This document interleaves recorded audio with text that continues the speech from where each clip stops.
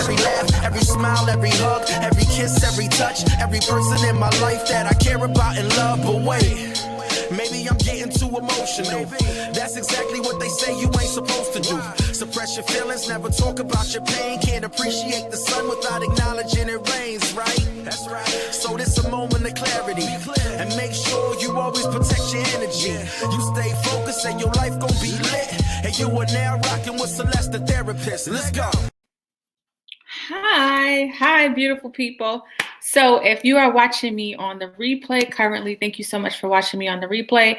I appreciate you. My name is Celeste. I'm a therapist from Boston, and I come on to talk to people that are doing things to empower the lives of others. And I do that because I feel like when we realize like somebody else has our story, there's some like power in that, there's community in that. And we start to realize that we can work on our healing process.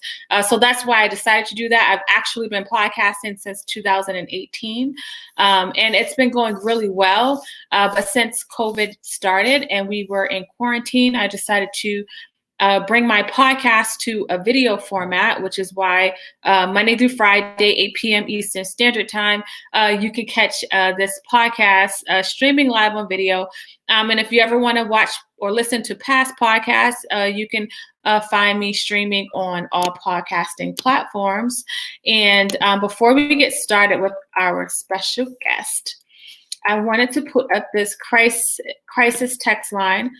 So this is a crisis text line. And if you dial 741-741 on your phone, your text message, you can text in. You can be connected directly to a crisis counselor. I really believe that when we're struggling, we shouldn't struggle alone. And sometimes we end up not realizing like what we can do. So this is just one way. Also, your local government's website. I've noticed a lot of websites are putting, a lot of government agency websites are putting up resources for people. So definitely look into the resources that are available in your local town so that you can get the support that you need right now, because it's a really challenging time. So I'm going to bring on our special guest. She is someone who is incredible and has, or who is doing amazing work out of the things that she has gone through. So I can't wait for you guys to hear her story. I'm going to invite her to the stream. Nieisha, how are you? Can you please introduce yourself to my audience? Hi, thank you so much, Celeste. And good evening to everyone out there, all your followers. Like Celeste mentioned, my name is Nieisha Deed. I am a speaker, and I'm also the founder of an organization called PureSpark that advocates the importance of prioritizing your mental health. And you know how much I love that. And it has to do with breaking down the stigma. It's something that is so powerful, I think, and important. And so anytime I hear about people doing this stuff, I get really excited. I'm curious, like, why did you start PureSpark? Like, what made you decide to do this work? So I guess I'll try to make the story short. But when I was a child, I lost my first family member to an overdose. And when I was young, I didn't really understand what that was. I didn't understand what that meant. I just thought, oh, it's the crazy uncle, right? The uncle that was unwell. This was like around 10 years old. Nieisha, speak about that really quick, the uncle that is unwell, because I feel like we all have one of those people. Yes. I think the way that, the language right there at 10 years old, that we speak to our children, the people are kind of pushed to the side, or they're the ones in the back room that people know like something's wrong, but we don't talk about it, especially in our community. Speak about like what that was like for you. We did talk about it a bit in my family. He was schizophrenic. But we talked about it from a way of like, he had such a beautiful mind. He was an engineer, I want to say, and just like extremely brilliant. But something happened along his life where he just kind of got sick, and he was unable to work. So anytime that I would go see him, he was kind of quiet, and no one ever said like, "Oh, that's your crazy uncle." It was with respect. But later, he passed away, and I found out the way that he passed away was because of an overdose. And so that was like my first kind of introduction to like mental illness. I thought of it as a very remote kind of situation. Very visible. Like if someone's sick, you can see that they're sick. Yes, I can tell that he was totally different than my other family members because he was quiet. He was himself a lot. Whereas most of my other family members weren't categorically that way. And I think I like the way you described the visible mental health, because when I was younger, I associated mental health with a white straitjacket. I didn't think about it as your everyday issues that you go through that just pile up and pile up and pile up. Exactly. That's actually so true. That's exactly the way I pictured it growing up. Exactly. So, that was the first instance. And then more recently, I had lost a cousin to overdose. Again, similar situations. And at that point, I was in the middle of my healing, and I was like, I have to do something. This is now the fourth family member that's passed away due to suicide. Trigger warning. I'm sorry for anybody who, might feel uncomfortable with this, but, between my uncle and my cousin, I had lost two other people. And, I had just reached my breaking point. I was like, you know what? I'm going to out myself. I'm going to talk about what happened to me. McLean Hospital, you're probably familiar with McLean Hospital. If people that are listening to this now, and I know everybody's from different places, McLean is a psychiatric hospital in Massachusetts. It's actually one of the better hospitals that, people talk about with a lot of different resources. But go ahead. Yeah, so they were doing a campaign on mental illness, and my mom had sent it to me, and she was like, I think you should look into this and be a part of this campaign. And I read it, and I knew that once I went live with my story, there was no taking it back, right? I was going to be in the public, and this was a campaign. I always get his name wrong. DMC was a part of it. This was a campaign. Oh, wow. Yeah, this is a campaign that was if you go to Terminal C at the Boston airport, you'll see that there's basically the wall of Terminal C as you're walking has pictures and stories of people. So it's something that gets publicized. So if you're somebody that don't want to share your story, you shouldn't do it with them, right? So I had to sit with it and think oh my God, once I do this, there's no turning back. So I said, what the hell? You know what? I'm going to go live with my story. I'm going to tell everybody about it because I want people to see that this affects people that look like me. Okay.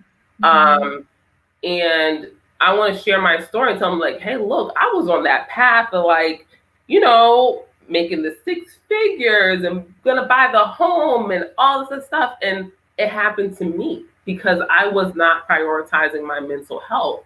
So if my story can help somebody else, then so be it. I'm gonna put myself out there. And so I went live with my story. And as soon as I went live with my story, I said, there was a reason why I went through this and I came out on the other side. And it's to help people, right?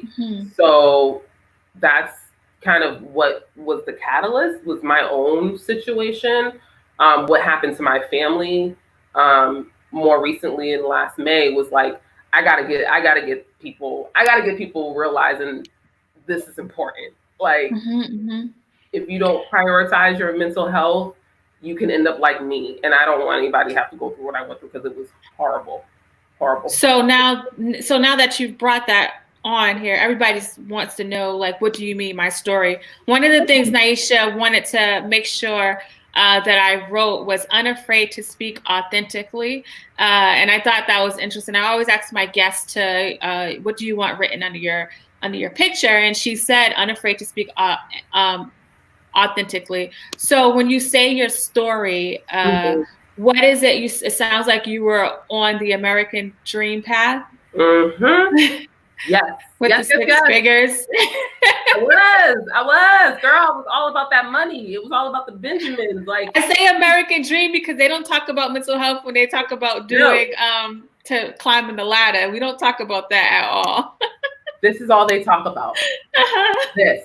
Everybody got money and not happy. Hello. They're like, if you have this, you're gonna be happy, right? Like, as long as you have this, the world is your oyster and you're just going to always be happy. Nope, that's wrong. Because millionaires and billionaires and trillionaires also commit suicide. Sorry. Yeah. It's not about money. It's not about money. So yeah, I think, so if I take it personal, make this story about me and speaking authentically about my personal struggle with mental illness, I think that, I'm able to reflect on what happened to me, and it's like 2020. It's clear as day. You know what I mean? My mom, such a hard worker, grew up on a farm in Alabama, and money was a scarcity, right? Like she had a huge family and things like that. They were hard workers, but they grew up in pretty much poverty, right? So being financially stable was very important to her. Important to her. So that's something that was instilled in me at a very young age. I was, programmed like, make sure that you get a good education, you go to college, you get a good job, and you're able to, take care of yourself, right? So that's all that I'm thinking about. I'm not worrying about my own emotions or anything like that. I'm like, okay, money, sustainability, like be financially free. Like that's it, right? I was just focused on that part of the wheel, that mental health, self-care wheel. You know what I'm talking about. I know you're talking about the financial piece. I was on the financial piece. That's it. Anything else, I was like, I got this. I was like, that don't matter, my emotions. You didn't know about the rest of the wheel, though. Girl, you just knew about the financial. I was like, there's more? Like, really? So yeah, I had, went to school and studied accounting, got a degree in accounting, because basically I knew that I would make good money, So I left and I started working for one of the best accounting firms, Deloitte & Touche. Shout out to Deloitte & Touche. And I stayed in the profession for 15 years, I climbed that ladder. I made that money. I made the bonuses, all that stuff. I was taking vacations and da-da-da-da-da. And then I was like, ooh, I'm not fulfilled though. Like, I don't really like going to work every day. And like, yeah, I got money in my account, but there's like a hole, like there's a hole. And I kept kind of pushing that away, but then I was like digging myself deeper into that depression, right? So far so that, I became suicidal. I had multiple suicide attempts. I was catatonic. So I don't know if you're familiar with that term or your viewers are, but basically I was walking around like so disconnected. And so ashamed, right? Like, oh my God, like, how did I get here? Like, and how do you explain, and I know like how to explain it as a therapist, but I'm just thinking as somebody struggling with depression, how do you explain that when you have all this money in your account? So then you start to feel guilty for feeling bad because you're like, all my needs are being met. Why am I feeling this way, right? It's not adding up. Well, for me, it was more or less like, I'm a person that always was with a class of folks. For example, you're in first grade, you're with a class of first graders, and in college, you're with a class of freshman, senior. And even when I got to the corporate world, you're with a class of like managers and da da da. So I'm looking at the people in my parameter, the people that are in my class and surrounding me, and I'm like, well, dang, they're able to do this without any problem, and I'm over here struggling. Something's really wrong with me. Like, so I'm gonna work harder. You know what I mean?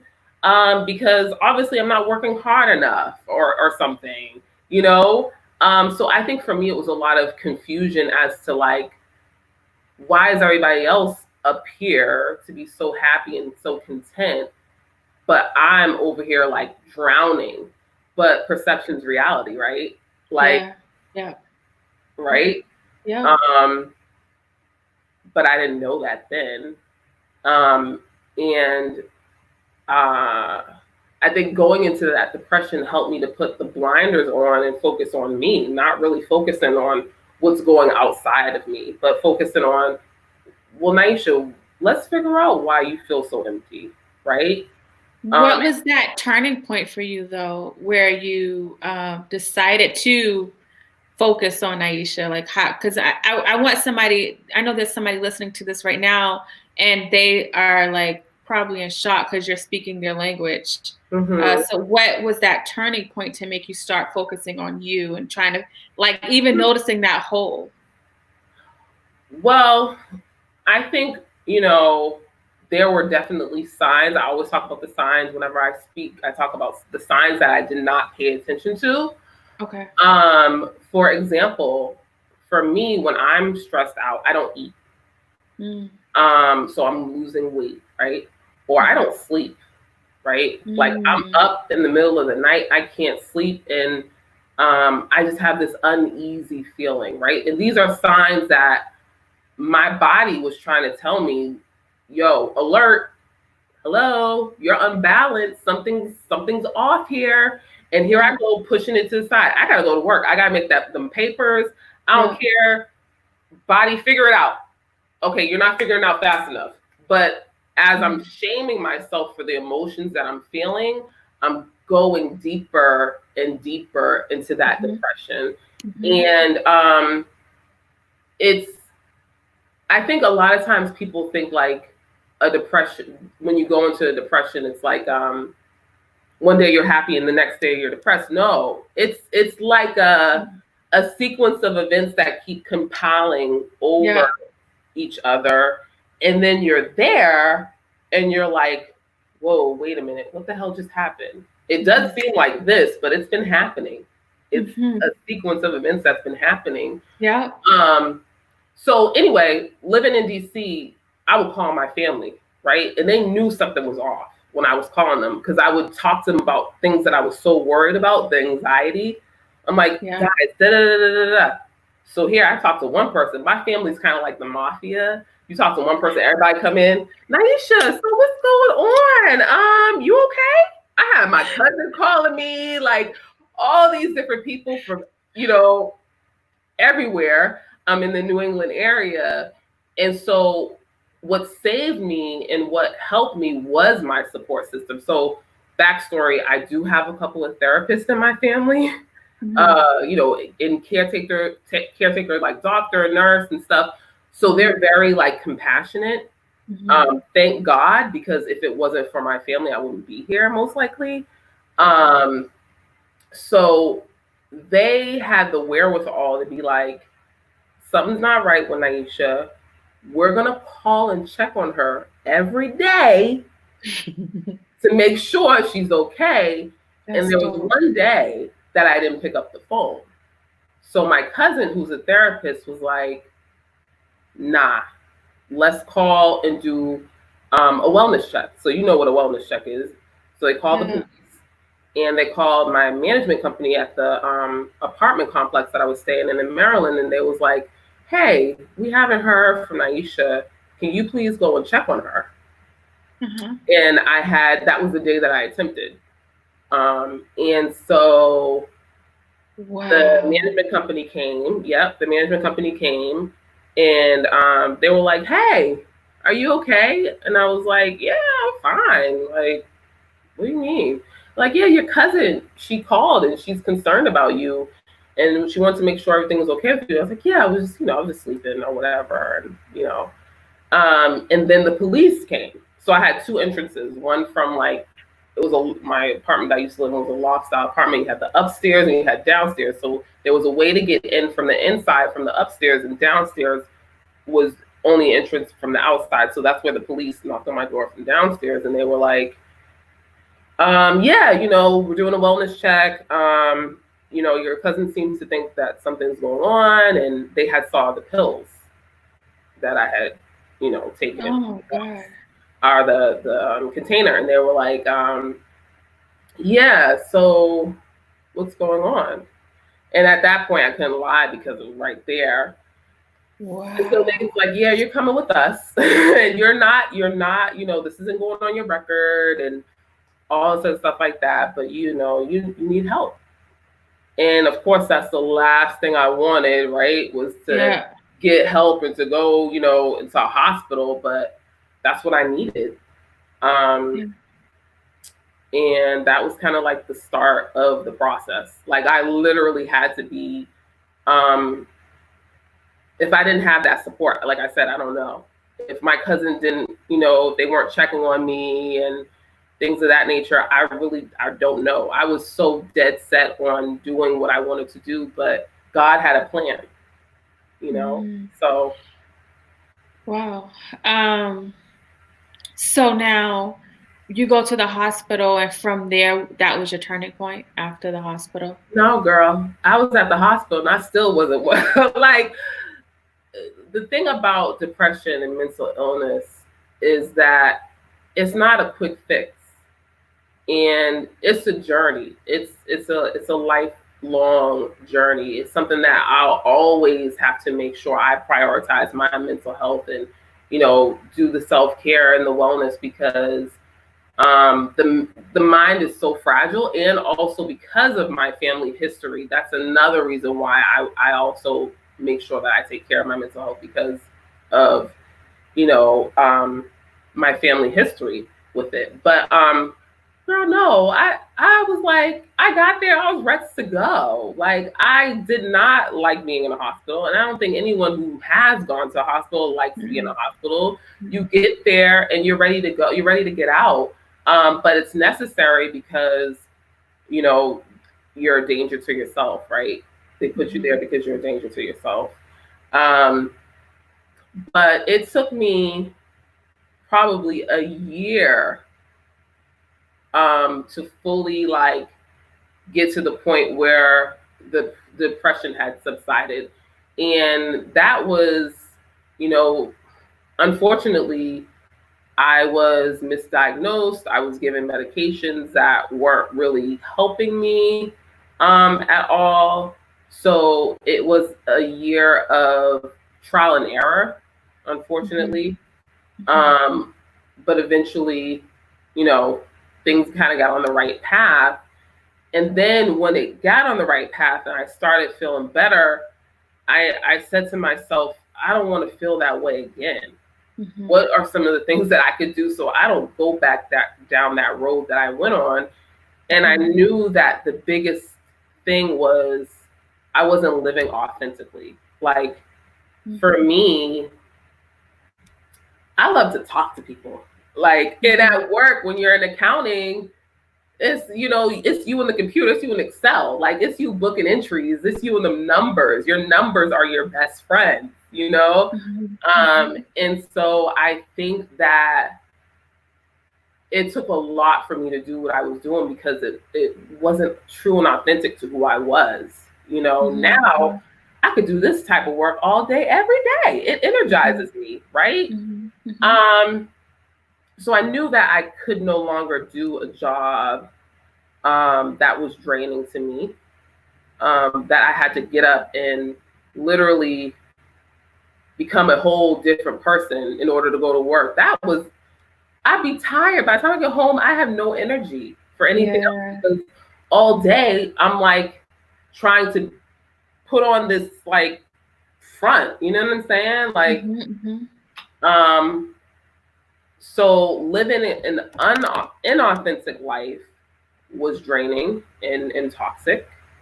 And I think a part of that was perception. Like, I guess maybe I perceived that I couldn't come to work as myself. So therefore I came to work as this person. And, maybe there could have been some things about that could be changed. But I had been so traumatized by the situation. I was like, we'll go back there. Like, literally, I would go into this, like, I don't even know what to call it, like a stupor. Like, when my cousin would ask me about my job, I would literally, like, my brain would, like, disconnect. I don't know what it's called. There's probably a term for it. But she'd be like, so do you think you'll be able to go back to work? And my brain be like literally, I would disconnect. It was the weirdest thing. So because of there was so much trauma from being in that world, I said, I can't go back. So then I started on the path of, okay, well, let me do some research to figure out like mental health organizations in Boston for like women of color, and I was like having a hard time finding anything because I didn't know. I had just moved back to Boston, trying to get reacclimated after being away for almost like 7 years. I wasn't finding anything, so I said, the heck with it. I'm gonna start something, and I'm gonna call it PureSpark. I got help with the name, and I'm gonna talk about my story to whoever wants to listen, and I'm gonna be as honest as I possibly can, so that other people can feel like they can be vulnerable too, and they can share their story without judgment. Like, yeah, I was suicidal. I hated myself. I was the lowest of low. But that was the depression, right? Now I'm not that way. But I had to heal, and if you break your ankle, right? Like, no one's gonna say, get up and run. No, you gotta heal that thing. And the amount of time that it takes to heal is gonna be different for everybody. Yeah. And that's okay. Take as long as you need. And I'm so thankful that I had the grace and the ability to literally take as long as I needed to take to heal. Thank God.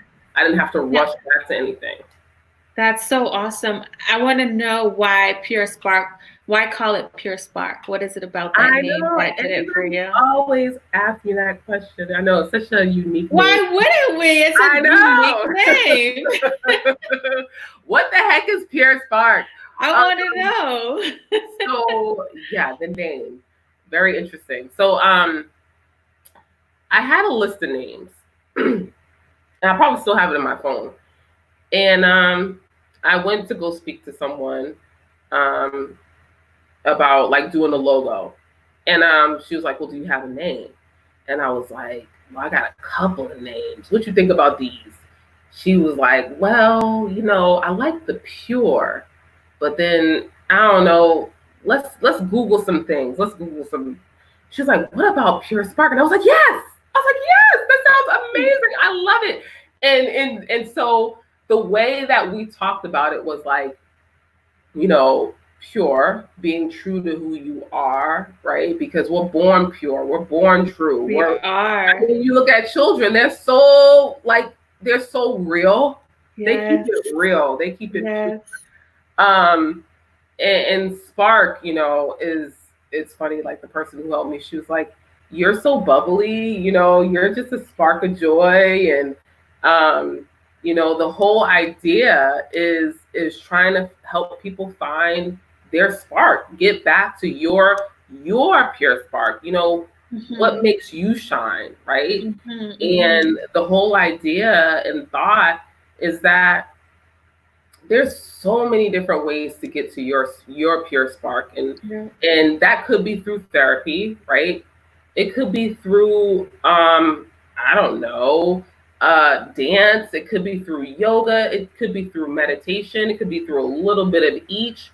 But I want to share resources to help people find their pure spark, because there's tons of great resources out there, like tons. Now that I got into this world, I'm like, oh my God, there's so much out here. So many much things out here. And it's just introducing people to that and Yeah. giving them, options. Yeah, because I think the whole mental health, even the word like mental illness, people are like, ugh. Like, I'm not mentally ill. I'm too strong for that. You know what I mean?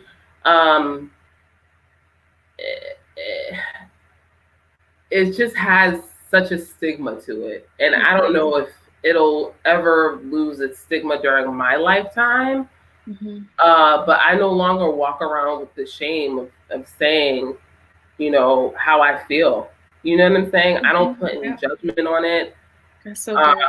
Authentic. Like, yesterday I saw a post about, this woman in New York who was served as a doctor in the ER who had committed suicide. And I literally grieved her death. Like, I literally went through the grieving process of her death. Like, as I was reading the article, I'm like, anger, sadness, but I can process my emotions so much better now because of what I've gone through and what I've learned. And I hope that other people can do the same. Yeah, no, that's good. And the article, I know, I read it last night, and gosh, I feel like I'm crying all over again because that was sad. That was really sad, and it was sad. I think what you're doing is amazing, and for anybody that's like listening to this right now, is there any takeaways you can give them about how they can work on finding their PureSpark?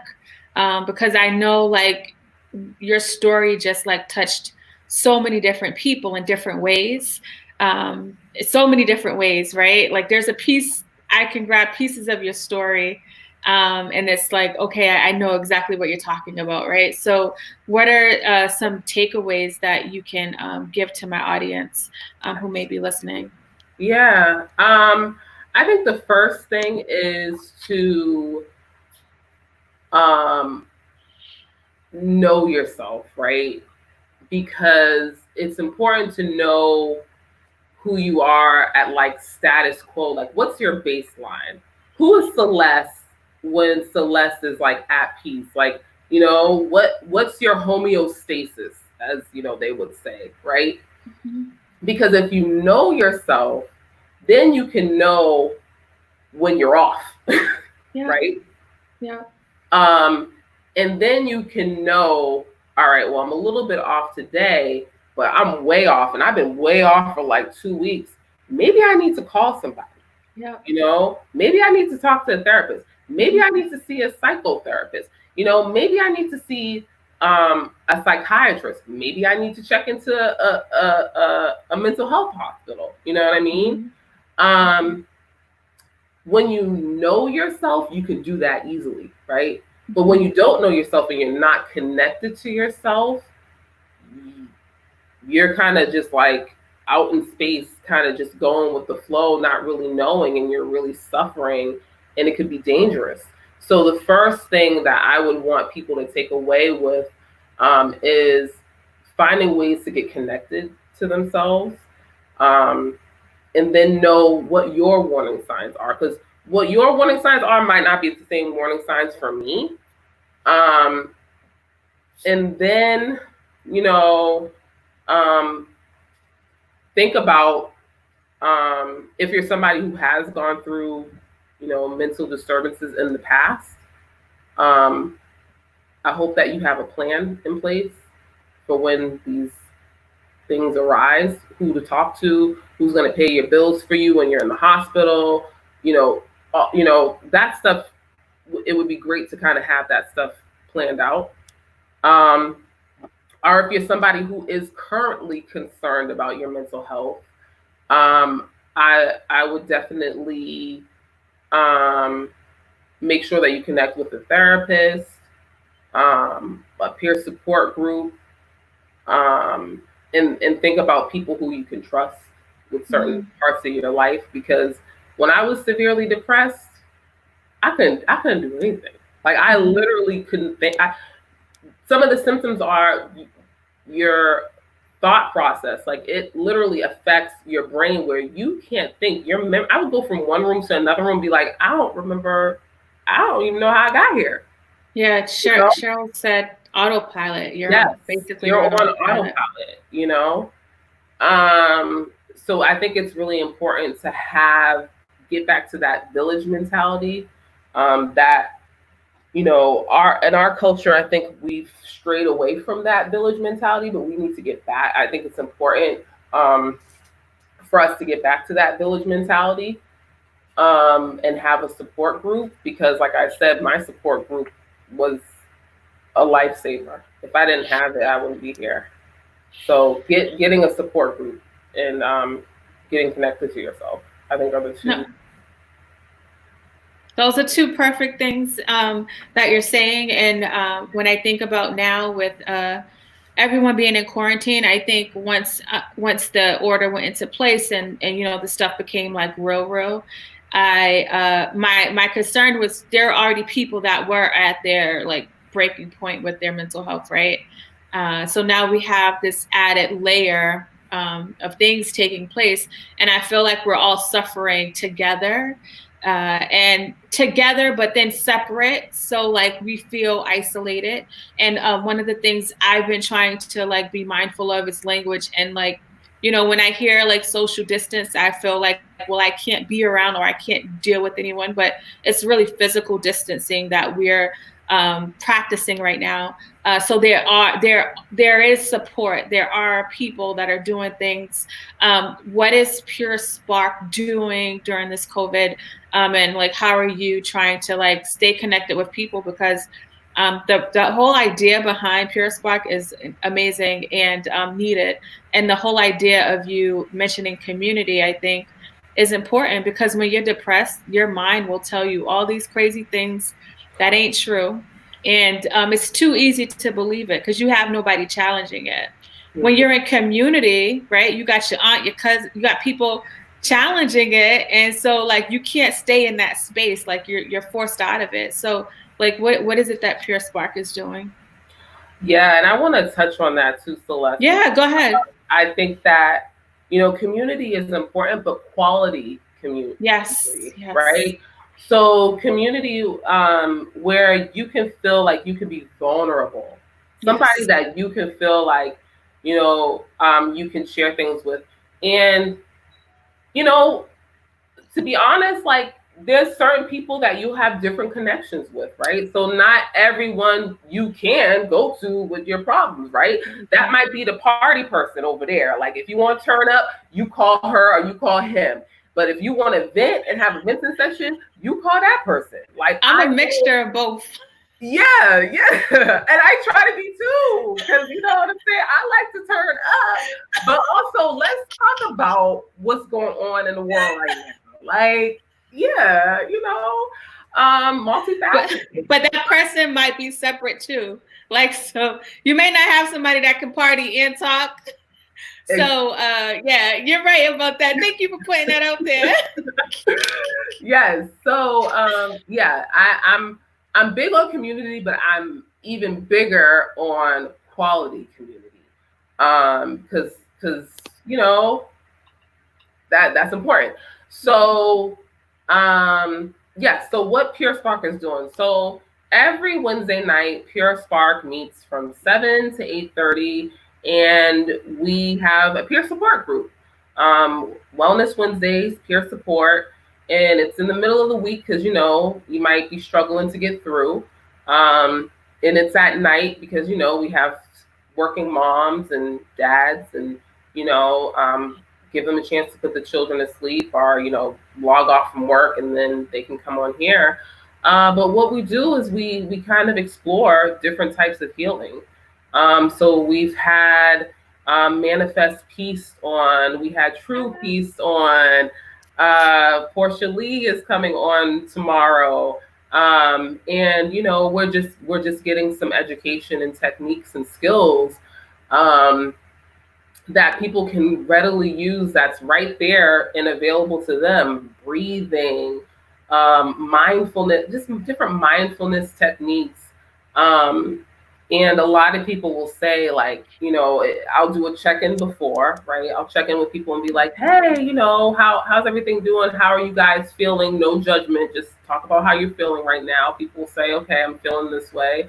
Then we go into the technique, whatever the technique may be, for like 30 minutes.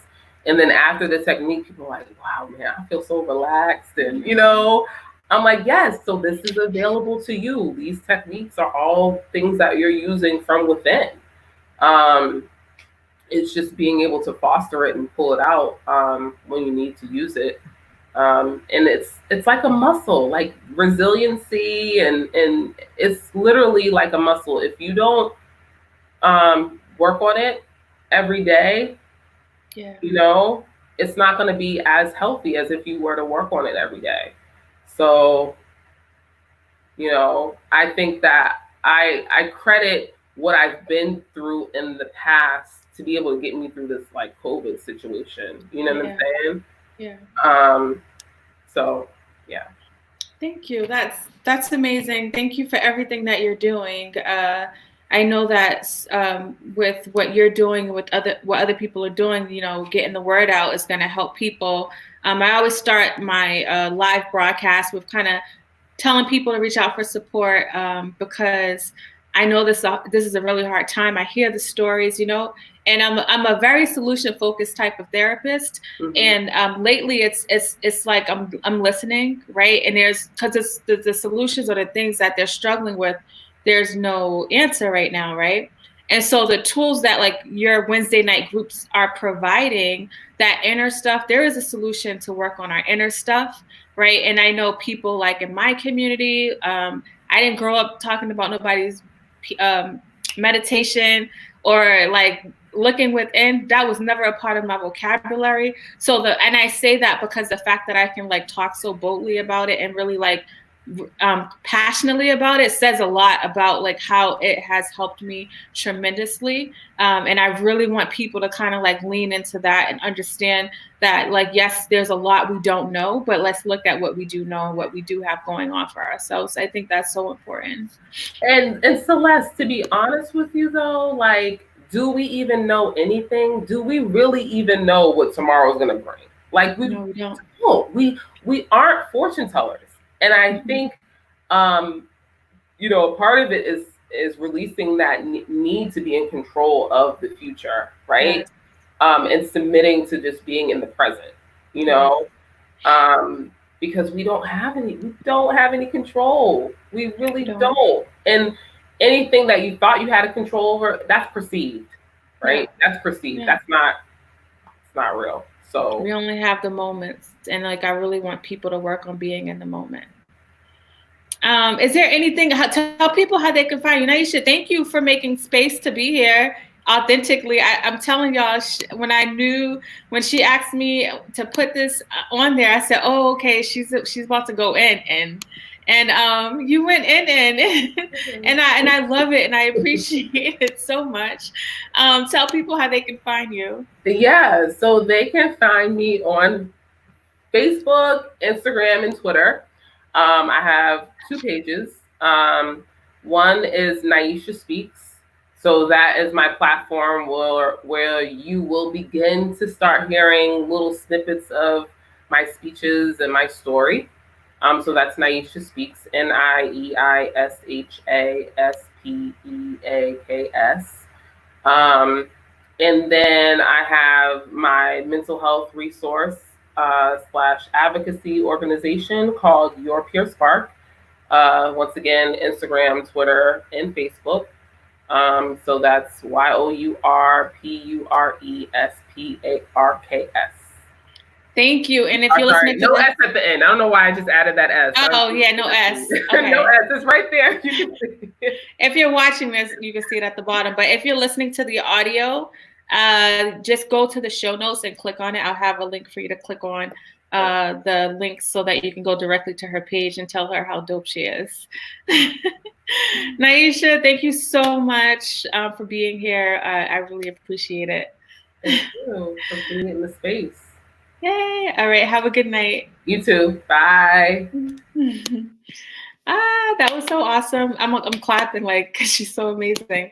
So if you are just coming in, Nieisha just kind of shared her story. You can watch the replay or you can listen to it on the podcast. And yeah, it was so good, right? Like, she almost had me crying. I was like, hold on, Celeste. I've been trying to hold the story she brought up last night. Oh God, it breaks my heart. And actually the other night I had a dream that and I haven't had like a vivid dream in a while that kind of woke me up. And I had a dream, and I think because I probably seen something before I went to bed, that there was these people that needed me and I wasn't there for them. And then I was trying to get to them and I couldn't get to them. And then like I see this lady, a doctor who is doing great things in the ED, feel like she's not doing enough. And it just like, I think it just like, it was like a clash of that, that like freaked me out. So I'm just grateful for people like Nieisha that agree to come on during this time, you know, and share about what they're doing and continue to do the things that they do, to kind of help people and let people know that they're not alone, because I know that it's so desperately needed during this time of quarantine, and in general, it's needed. And so one thing that Nieisha said at the end was like, do we really know tomorrow whether or not we were in quarantine or COVID was here or not? Like, we wouldn't know tomorrow. And I think even before all this was happening, we had already struggled with kind of being in the moment. So really kind of working on that now, because it's like what we have is going to be huge. So we'll be back tomorrow with another, actually, no, tomorrow it's going to be me. Tomorrow I'm going to come on. We're going to talk about mental health, and I'm going to talk about some tools, some questions that people had. I'm going to kind of answer those tomorrow. Yeah, tomorrow's Wednesday. I'm going to answer those tomorrow, 8 p.m. Eastern Standard Time. It'll just be me and you guys. And then Thursday we have another guest, and then Friday. Yeah, so the next 2 days we're going to have another guest, but tomorrow it'll be me and you guys. We're going to be talking about mental health. I'm going to be helping you shift the way that you think. If there's a question that you have and you want to share it privately, you can email me or DM me, and I'll make sure it gets answered on the platform. Don't forget, we also have this wellness assessment course. Nieisha actually brought up this financial piece. So for anybody that was listening, and she talked about the financial piece that she was going on with, but didn't think about the other things. There's so many more pieces to us having like a balanced life that a lot of us don't really realize. And so there's this free assessment course. If you go to celestetherapist.com, you can learn about the assessment course and learn about how you can work on making those changes in your life. So thank you guys so much for always rocking out with me. I'll see you guys tomorrow, and I hope you guys have a great day. Every laugh, every smile, every hug, every kiss, every touch, every person in my life that I care about and love. But wait, maybe I'm getting too emotional. That's exactly what they say you ain't supposed to do. Suppress your feelings, never talk about your pain. Can't appreciate the sun without acknowledging it rains, right? That's right. So this a moment of clarity, and make sure you always protect your energy. You stay focused and your life gon' be lit. And you are now rocking with Celeste the Therapist. Let's go.